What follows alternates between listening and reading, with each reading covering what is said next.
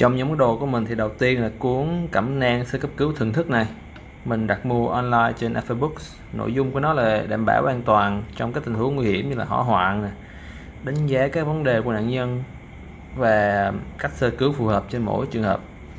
Ở phía cuối cuốn sách là có một cái mục sơ cứu khẩn cấp, tóm lại cách xử trí một số tình trạng nguy hiểm cần phải phản ứng nhanh. Các bạn cũng nên cố gắng đăng ký tham dự các lớp thực hành sơ cấp cứu tối thiểu một năm một lần nhé. Về đây là mô hình giúp bạn tập CPR, tức là ấn tim và thở ngạt ở người lớn. Nó đã yêu cầu mà Hội Chữ thập đỏ Hoa Kỳ và Hội Tim mạch Hoa Kỳ đề ra. Với mình thì việc thực hành thường xuyên sau khi bạn học lý thuyết thì rất là quan trọng, cho nên mình đã tự mua một cái để luyện tập. Tiếp đến là bé gấu trúc nhựa bông từ phim hoạt hình We Bare Bears mình mua ở Miniso. Bé giúp mình tập sơ cứu dị vật đường thở ở trẻ nhỏ dưới 1 tuổi và quan trọng nhất là bé để mình ôm. Về đây là garo cầm máu của hãng Cat Resources. Mình mang theo cái này để đề phòng thôi chứ thực sự là không có muốn dùng nó đâu, bởi vì nó cực kỳ mắc, tầm 30 đô, về tới tay mình là hơn 900 ngàn đấy. Mà chỉ định dùng là khi mà tay chân bị dập nát, đứt lìa, máu chảy rất là nhiều. Thì những tình huống đó thì rõ ràng là máu hay chất bẩn sẽ thấm khắp cái garo này, mà quyết định tháo nó ra thì quyết định có bác sĩ phẫu thuật, cho nên chỉ dùng một lần rồi bỏ thôi. Cái này thì mình mua qua giao nhận 247.com. Cái mô hình CPR cũng vậy. Đây là một cái đơn vị mình khá tin tưởng khi mà mình cần mua đồ từ nước ngoài về. Keo Letterman Raptor này thiên về một cái sản phẩm cho nhân viên cấp cứu hay nhân viên cứu hộ. Nó có một cái móc để cắt dây an toàn của xe ô tô và một cái đầu bằng Volframe để phá cái ô tô trong tình huống cứu hộ đấy. Trên lưỡi kéo có in một cái thước nhỏ cùng với con số 25 ly trên dây trên máy ra điện tim. Nó cũng có một cái đầu cắt nhẫn trong trường hợp là tay bạn bị thương, sưng phù lên, bạn phải cắt cái nhẫn nó ra. Nếu mà tình trạng bạn quá nặng thì tất nhiên bạn phải đến bệnh viện để xử trí rồi.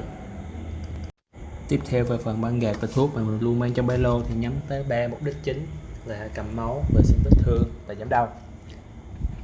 Đầu tiên là Povidone để vệ sinh vết thương, có mang găng tay, một cuộn băng tự dính để băng ép khi mà bong gân, chảy máu hay là bị rắn cắn, một cuộn băng keo để cố định gạt hay là cố định các ngón tay với nhau như thế này đây. Thì mình đã có lần dùng cho một người bị tai nạn giao thông thì nó giúp tránh tổn thương do cử động và giảm đau nữa. Cái túi này thì mình có những món như là dao mổ không cần với các bạn đâu, băng cá nhân này, saline bath này, những loại miếng dán vết thương,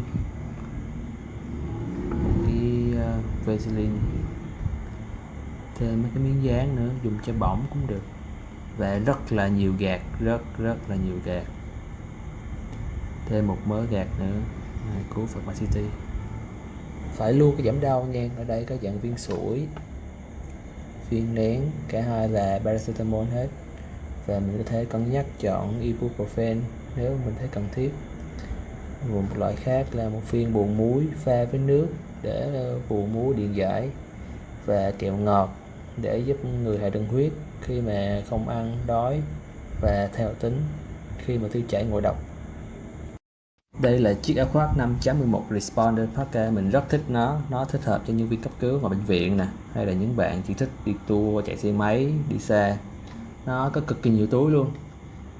Trên áo thì có cái dải phản quang ở quanh cổ tay này, quanh hông, sau gáy, giúp đảm bảo khi mà điều kiện thiếu ánh sáng đó thì bạn được đảm bảo an toàn, mọi người thấy bạn. Nó có khả năng chống nước nhẹ nhẹ thôi, nhưng mà đặc biệt là bảo vệ bạn khỏi những cái máu dịch tiết của bệnh nhân nếu nó vô tình bắn lên. Và khí hậu Việt Nam thì khá là nóng, cho nên mình thực sự ít khi mặc nó lắm. Như trong video các bạn thấy đó là những cái vật dụng cá nhân như là chìa khóa, nhật ký hay tai nghe không dây của mình thì mình để ở cái mặt trong cái áo, tách biệt hoàn toàn khỏi những cái vật dụng ở mặt bên ngoài nhé. Ok, phần cuối video là về cái mền dập lửa mà mình treo trong phòng, nó làm từ sợi thủy tinh. Có một cái để chữa cháy rất là quan trọng luôn, nếu được thì các bạn nên mua những cái bình chữa cháy chuyên dụng nhé.